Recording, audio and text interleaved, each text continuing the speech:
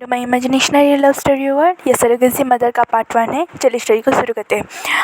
एक बड़े से बिल्डिंग में, वो ऐसा वैसा बिल्डिंग नहीं था, वो लान का ऑपरेशन था। वहाँ पे एक इम्पोर्टेंट मीटिंग चल रही थी। वहाँ के सारे शेयर होल्डर वहाँ पे बैठ रहे थे। वहाँ पे एक किंग की तरह कोई बैठ के उन सब की क्लास ले रहा था। उन्हें तो ऐसा ही लग रहा था। वो सारी एनुअल जो होता है ना कि कितना प्रॉफिट हुआ कितना लॉस हुआ, वो एनालाइज कर रहे थे। वहाँ पे उसका राइट हैंड स्वयं था। हाँ भाई, वो सारे एनालिस्ट को डिटेल्स में बता रहा था। और हाँ, वहाँ पे जितने भी थे ना उन्हें पता है भाई वो सिर्फ नाम की शेयर होल्डर है। अभी वो जो इंसान अभी वो सारी चीज़ों को देख रहा है वो यूँ ही खड़े खड़े सबको निकाल सकता है, इतना पावर वो होल्ड किया है। फिर भी वो सारे बैठे थे और स्वयं वो सब कुछ दिखा रहा था। तभी एक फ़ोन कॉल साउंड हुआ। वांगजी ने पहले उसे कट कर दिया, फिर से उसे फोन आया तो उसने कहा मीटिंग ओवर। उसने गुस्से में बोला था और वहाँ पर शेयर होल्डर की जान में जाना ही थी कि चलो अब कोई और बलि का बकरा बनेगा, इसलिए वो वहाँ से चले गए थे। स्वयं ने कहा वांगजी घर चले जाओ ना, तुम्हें तो पता है ना। तो वांगजी ने कहा इसी वजह से तो मैंने घर छोड़ा था, फिर से पीछे पड़ गई। तो स्वयं ने कहा तुम क्या करोगे आंट्स का, तुम्हें तो पता है वो तुम्हारी मैरिज को लेकर थोड़ा सा प्रोटेक्टिव है। तो वांगजी ने कहा क्यों क्यों, गागा की तो शादी हो गई, अब मेरे पीछे क्यों पड़ी। तो स्वयं ने कहा शायद मैम की वजह। तो वांगजी ने कहा हाँ मैम जो मेरे बेस्ट फ्रेंड न्यू हुसैन नी कॉर्पोरेशन के सेकेंड हायर के साथ है, इसमें प्रॉब्लम क्या है स्वयं, तुम मुझे बताओगे ज़रा। जब वांगजी इतनी रूट टोन सुना तो स्वयं ने कहा वांगजी मैं क्लियरली बोलता हूँ, तुम्हारी शादी होने के बाद मैम की शादी होगी, अगर फिर भी मैम की शादी हो गई फिर भी तुम्हारे घर वाले तुम्हारे पीछे पड़ेंगे और आंस ई और वैंसली तुम्हारे पीछे पड़ेगी ही तुम्हारी शादी को लेके। तो वांगजी ने कहा पर क्यों, मैं ही क्यों। तो वो स्वयं ने कहा क्योंकि तुम वो रेयर अल्फा हो जो पूरे घर पे पैदा हुए हो। तो वांगजी ने इसमें क्या मेरी गलती है, मुझे शादी नहीं करनी है। तो स्वयं ने कहा पर क्यों। तो वांगजी ने कहा बस मुझे शादी ही नहीं करनी है, इसके अलावा उनकी जो ग्रैंड विश होगी मैं फुलफिल करूँगा। तो स्वयं ने उनकी ग्रैंड विश पता है ना, तुम्हारी बच्चे। तो वांगजी ने कहा गगा के आ रहे हैं ना, तो मेरे ही क्यों। तो शायद वो अपने बेटे को खोना नहीं चाहते, स्वयं ने बोला। तो वांगजी ने कहा वो मुझे कहाँ खो रहे। तो स्वयं ने कहा तुम्हारी रेयर डिसीज़ के वजह से वांगजी। तो वांगजी ने कहा इसी वजह से तो मेरे कोई बच्चे नहीं हुए, और जिस ओमेगा के साथ मैं मीटिंग करूँगा वो बचेगा ही नहीं स्वयं। तो स्वयं ने कहा तुम्हें लगता है ऐसा होगा वांगजी। तो वांगजी ने कहा तुम्हें कोई डाउट है स्वयं, तुम्हें तो पता है ना मुझे जो रेयर डिजीज़ है, मतलब एक ब्लड जो रेयर ब्लड है वो एक रेयर ब्लड ओमेगा के साथ ही मीटअप कर सकता है, जिसके साथ उसके बच्चे हो सकते हैं। अगर किसी और ओमेगा के साथ उसने कुछ ऐसा करने की कोशिश की क्या, वो ओमेगा तो बच जाएगा। पर हाँ, अगर उसने बेबी कंसीव कर लिया वो बेबी बच जाएगा। और तुम्हें लगता है मैं इस सबके चक्कर में किसी ओमेगा को लाइक रिक्स में लाने दूँगा। तो स्वयं ने कहा तो फिर हम और कोई। तो वांगजी ने कहा तुम्हें और कोई रास्ता पता चले तो मुझे बता देना। ये कहिए वांगजी वहाँ से उठ गया। तो स्वयं ने कहा घर। तो वांगजी ने कहा और क्या, मुँह बंद करके ही आना पड़ेगा। भाई जिस अल्फा से पूरा सिटी पूरा चाइना कांपता है, क्योंकि वो ऐसा वैसा अल्फा नहीं है, वो लान कॉर्पोरेशन का सेकेंड हायर है जिसने अपने ही बलबूते पर स्टार्टअप खड़ा करके बड़ा सा लान कॉर्पोरेशन का खड़ा किया। हाँ, लान के बिज़नेस के बारे में बहुत जगह फैली हुई है, बहुत सारी जगहों पे उनके बिज़नेस है। पर हाँ, वांगजी ने खुद का स्टार्टअप शुरू किया था और उसने उस लंदे पर ले लिया कि लान कॉर्पोरेशन अब सेकेंड में आता है और लान बिल्डिंग्स जो लान का ही है वो टॉप प्रायोरिटी में आता है। और वांगजी जो वो माफिया वर्ल्ड में भी अच्छा खासा नाम कैरी करता है, माफिया किंग का। फिर उसे शादी नहीं करनी है और उसके रूडनेस एरोगेंस के चर्चे तो हर तरफ है। वो ओमेगा को आगे उठा के भी नहीं दिया, और जो ओमेगा उसके पास होता है इधर वो हॉस्पिटल में होता है या फिर उसके बारे में कुछ पता ही नहीं चलता, ऐसा वाला सिचुएशन है। और उसके घर वाले चाहते हैं कि उसकी शादी हो जाए, उसके बच्चे हो जाए। यहाँ पे मैडम ली शायद घर आ रहे स्वयं का मैसेज है। तो मैडम ली ने कहा तुम लोग ना बहुत अच्छे से प्लानिंग कर रहे हो, पर अगर प्लान फेल हो गया ना, पता है ना क्या होगा ही। तो ये ने कहा परेशान मत हो। तभी जिंगजुन और कुरिन ने कहा भाभी आप बहुत ज़्यादा रिस्क ले रहे हो। तो जिंगजुन ने हाँ ही तुम बहुत ज़्यादा परेशान हो रही हो वांगजी को लेके।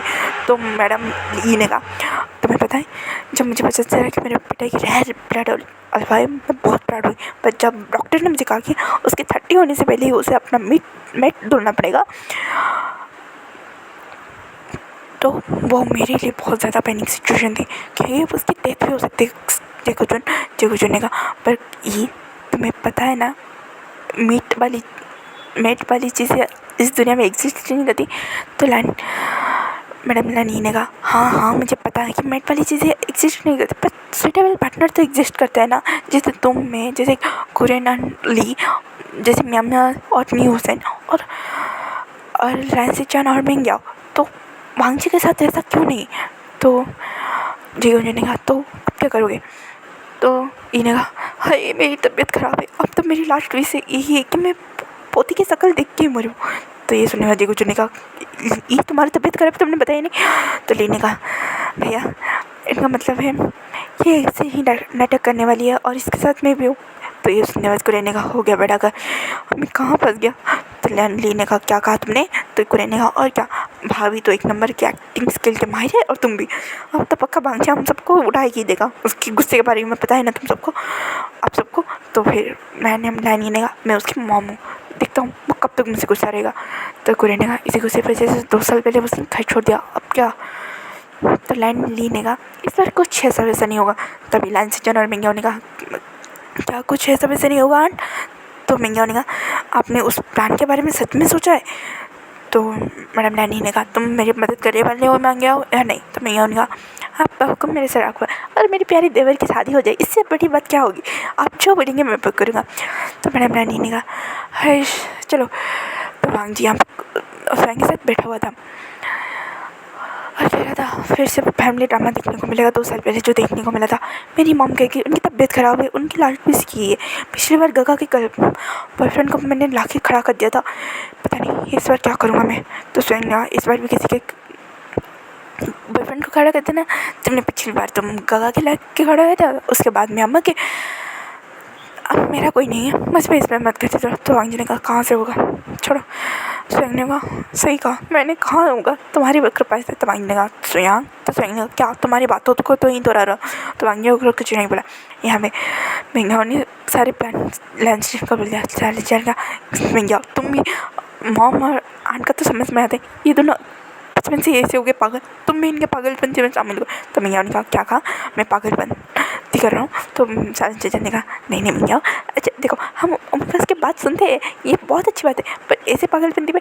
तो मिंग्याओ ने कहा क्या मैं पागलपंती कर रहा हूँ सिचन? तो सिचन ने कहा नहीं मेरा मतलब वो नहीं।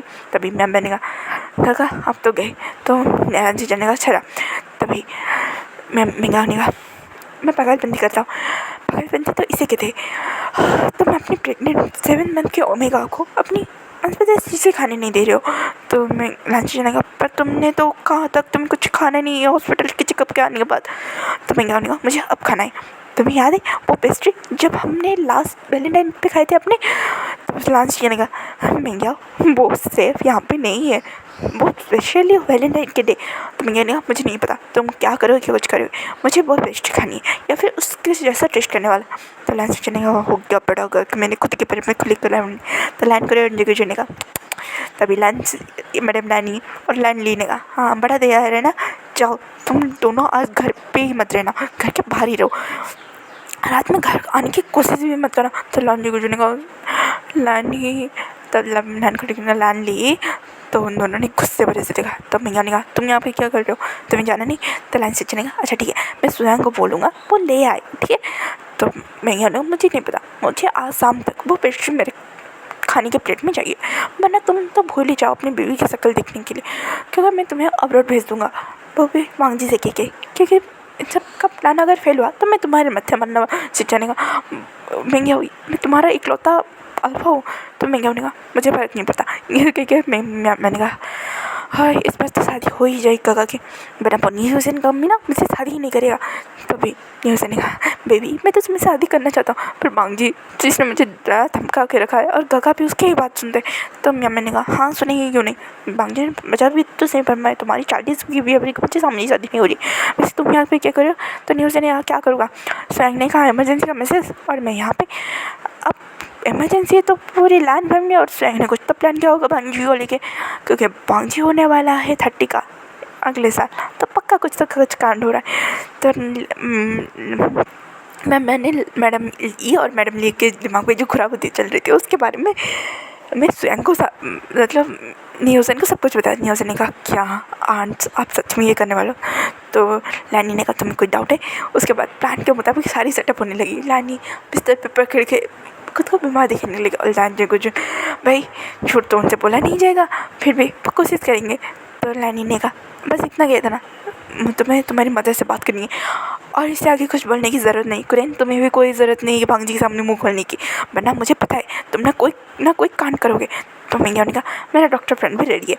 तो न्यूज़ ने कहा आप चल के ओवल ड्रामे के लिए मैं रेडी हूँ। तो मैंने कहा हाय पता नहीं क्या होगा, अगर वांगजिन गगा ने पकड़ लिया ना तो सबकी खैर नहीं। तो सज्जन ने कहा सबसे ज़्यादा मेरी नहीं।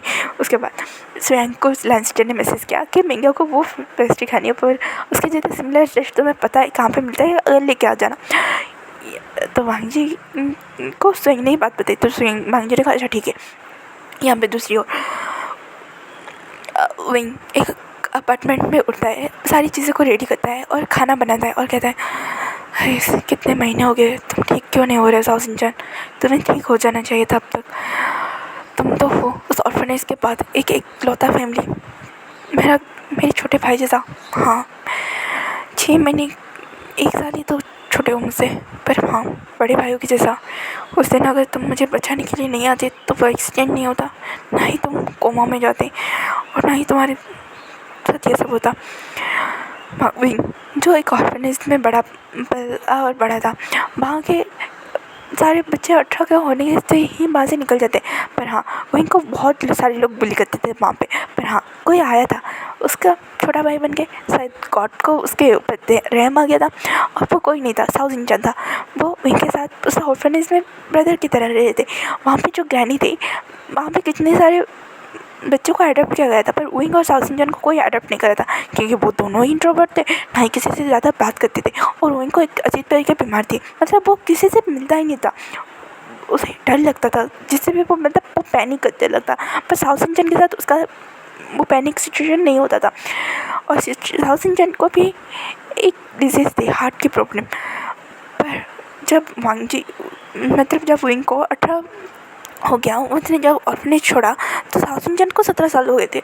उसने भी विंग के साथ वहाँ से ऑर्फनेज छोड़ दिया। अब विंग की जिम्मेदारी थी कि विंग साओ सिंचन के लिए सब कुछ करे, और विंग ने किया भी। उसने अपनी पढ़ाई छोड़ के साओ सिंचन को पढ़ाया लिखाया।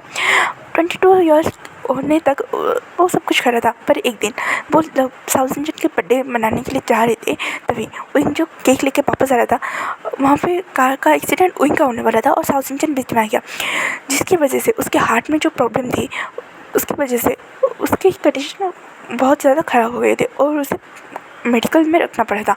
विंग जैसे तैसे करके मेडिकल बिल्स पे कर रहा था, पर कहते हैं ना अब कब तक करोगे, कोई होना भी चाहिए, पेरेंट्स हो, दोस्त हो, रिलेटिव्स हो। पर वहाँ पे उनका कोई नहीं था और विंग इन सब से थक चुका था। फिर भी वो साउथ सिंचन के लिए जितना हो सके उतना कर रहा था। बहुत सारे पार्ट टाइम जॉब उसके हाथ में जो था वो कर रहा था। साउथ सिंचन की हालत ठीक तो थी, पर हाँ डॉक्टर ने मना कर दिया था कि वो हॉस्पिटल से बाहर नहीं जा सकता, कि उसके हार्ट ट्रांसप्लांट के बाद ही, मतलब एक हार्ट सर्जरी में होने के बाद ही वो नॉर्मल लोगों की तरह रह सकता है, पर तब तक वो नहीं बाहर जा सकता है, ना फ्रेश एयर में ब्रीथिंग ले सकता है, ना ही कुछ भी, उसे कुछ भी अलाउ नहीं था। और यहाँ पे साउथ सिंचन और विंग दोनों ही ओमेगा थे, उनका कोई भी नहीं था और इनको बहुत सारी प्रॉब्लम फेस करनी पड़ती थी। वो सुबह से लेकर रात तक पार्ट टाइम जॉब करता था, वहीं खुद के लिए टाइम निकालना भूल चुका था। पर इन सब चक्करों में उनकी तबीयत भी थोड़ी थोड़ी ख़राब हो रही थी, उसकी टायर्डनेस की वजह से। उसकी जो कहते हैं ना आप कितना करोगे, कि एक लेवल होता है ना बॉडी का, वो विंग क्रॉस कर चुका था और उसका बॉडी कह रहा था नहीं अब आगे नहीं। फिर भी विंग इन सबको साइड पे रख के साउथ इंडियन के लिए खाना प्रिपेयर करता है और वो लेकर हॉस्पिटल निकल जाता है। और यहाँ पे उसने साउथ इंडियन से बातें की है, उसने साउथ इंडियन का लाइटन अप किया और साउथ इंडियन बोल रहा था मेरी वजह से तुम्हें बहुत परेशानी हो रही है गोइंग गगा। तो वो इंडिया तुम मुझे दोस्त मानते हो, गगा मानते हो, और परेशान किस बात की साउथ इंडियन? तो साउथ इंडियन फिर भी तो स्विंग तुम्हें पता है तुम्हारी वजह से ना मैं अब थोड़ा सा लोगों से घुल मिलने लगा हूँ। तो साउथ इंडियन क्या सच में गगा?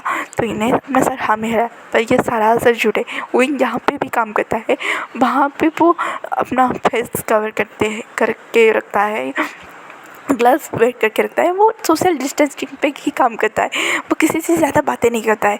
तो साउथ इंडिया का सच में कहा तो इंडिया हाँ बिल्कुल।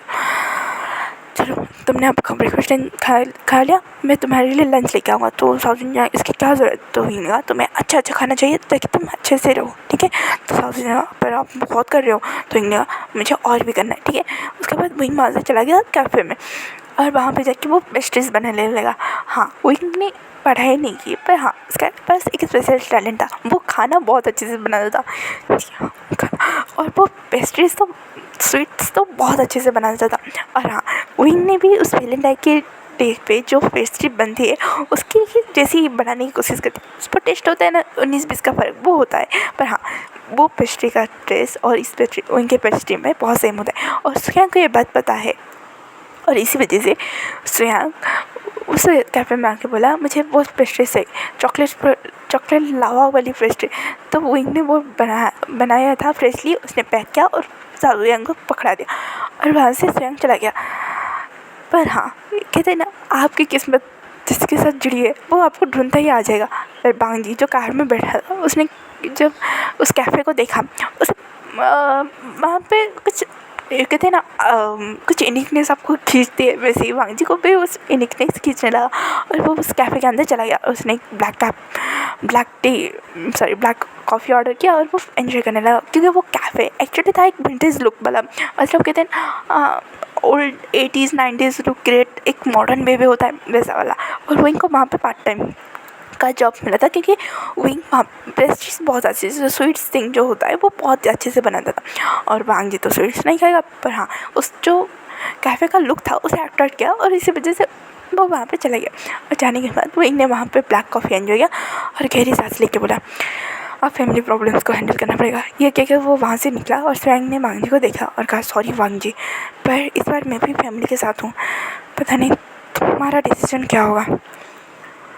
ये कहने के बाद श्रेयांक और वांग जी वहाँ से निकल गए, और यहाँ पे पूरे प्लान के मुताबिक प्लान हाउस पूरी तरह से, यहाँ तक कि सर्वेंट पे रेडी थे, क्योंकि भाई वांग जी गुस्सा करे, रूड है, पोकर फेस दिखाए, चुस्त भी है।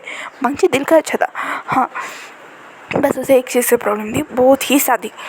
भाई इसलिए उसकी कोई पास्ट लाइफ के जो कहते हैं ना कि रिलेशनशिप नहीं था, कि सिचुएशनशिप भी नहीं था, यहाँ तक कि कुछ प्रॉब्लम नहीं था। उसके घर में शादी लव मैरिज और अरेंज मैरिज सब बहुत अच्छे किए, यहाँ तक कि उसके पेरेंट्स और उसके अंकल्स ने लव मैरिज किए है। उनके ग्रैंड पेरेंट्स जो थे वो अरेंज मैरिज के थ्रू में थे, और उनके घर का एक रूल था कि लंच एक बार प्यार करते एक बार शादी करते, और वांग जी को इस रूल में नहीं पढ़ना था, उसे प्यार ही बकवास लगता था। हाँ उसे जो पेरेंट्स और चिल्ड्रन का बॉन्ड था वो पसंद है, पर हाँ शादी बिल्कुल नहीं। उसके लिए शादी मतलब सज़ा था, उसे शादी किया उसे लाइफ में कुछ ओमेगा लानी ही नहीं थी, बस पैसा ही था। और वांग जी ने वो गाड़ी पार्क किया और स्वयं आगे चला गया। वांग जी ने कहा पक्का इस पर स्वयं भी शामिल है। उसने गहरी सांस लिया और बांधे चला गया। वहाँ पे सारी सिचुएशन देखी, वांग जी को भी थोड़ा सा पैनिक लगा कि भाई घर इतना शांत तो कभी नहीं रहता, और जब उसके मॉम और आंट साथ में तो बिल्कुल भी नहीं। तो इस वजह से वहाँ पे जब जाने लगा तो सर्वेंट ने कहा वो मैम ऊपर है, उनकी तबीयत ख़राब नहीं है, डॉक्टर आए थे। तो वांग जी थोड़ा पैनिक होकर वहाँ पर चला गया और कहा क्या हुआ है मॉम को। तो वहाँ पर सर्वेंट ने कुछ साइलेंट नहीं किया। वहाँ पर उसके डैड आए, तो डैड ने को देखते देखते वांग जी ने बोला डैड क्या हुआ है। तो जो जिगु जिंदे उन्होंने कहा तुम इसी तक बात कर लो, वही तुम्हारे लिए अच्छा होगा। तो लैंड ली वहाँ पे बैठी थी, और लैंड कुरेन जो वहाँ पर से बाहर आ गए थे और कहा भैया आज तो घर पर बवंडर होगा। तो जिगु जिंदे कहा बवंडर मुझे तो लगता है आज सुनामी आएगी और सबको भाग के लेके चले जाएंगे। तो लैंड कुरेन ने कहा आप बिना भाभी ऐसा क्यों करती है। जिगु जिंदे कहा तुम्हारी पत्नी को तो भी बोलो वो भी कम नौटंकीबाजी क्या है, हमने किस समय पे इनसे प्यार किया। तो लैंड कुरेन ने कहा आप सेकेंड ईयर में थे तब आपको प्यार हुआ, और जब मैं फर्स्ट ईयर में था तब मुझे प्यार हुआ। तो लैंड कुरेन की ऐसे आंसर को सुन जिगु जिंदे कहा कुरेन तुम्हारा मर्डर लैंड लीक करे या ना करे मैं कर दूँगा, चुप हो जाओ, तुमसे ऐसे मेच्योर बातें एक्सपर्ट नहीं है। तो लैंड कुरेन ने कहा और क्या करूँ, आपकी बच्चे की वजह से, मेरी प्यारे से नेफ्यू की वजह से मेरी ऐसी हालत है। मुझे तो लगता है ब्लड प्रेशर से मेरा चढ़ रहा है, लांजे को चुनेगा मेरा भी चढ़ रहा है। और उन दोनों ने गहरी सांस ली और यहाँ पे मंडली जमी हुई थी और लांसी चैन उसने स्वयं को बोला तुमने पेस्ट्री ले, और ये कि लांसी चैन वहाँ से कट ली, वहाँ से डायरेक्टली वो निकल चुके। तो भांजी को थोड़ा अटपटा लगा कि गगा पेस्ट्री के बारे में पूछेंगे, इस हालत में ऐसा हो ही नहीं सकता है। फिर भी भांजी ने कुछ ज़्यादा रिएक्ट किया और वहाँ पर जाके मैडम ने की रिपोर्ट देखने लगा और कहा मॉम एक्टिंग करना बंद करिए। तो मैडम ने कहा मैं कोई एक्टिंग नहीं कर रहा हूँ। तो भांजी ने कहा आप एक्टिंग ही कर रहे हो, वरना रिपोर्ट की डेट ऐसी नहीं होती। तभी लहनी ने कहा भैया तुमने रिपोर्ट की डेट गलत बनवा दी, लो भांडा एक्सपोज। और सारे वहाँ पे जितने थे म्याँ न्यूज़ ने कहा इनका कुछ नहीं हो सकता है। तो आज का पार्ट यहीं पे ख़त्म करते हैं, फिर मिलेंगे कल का पार्ट में। Thank you for watching and comment करो, लाइक करो, शेयर करो यार।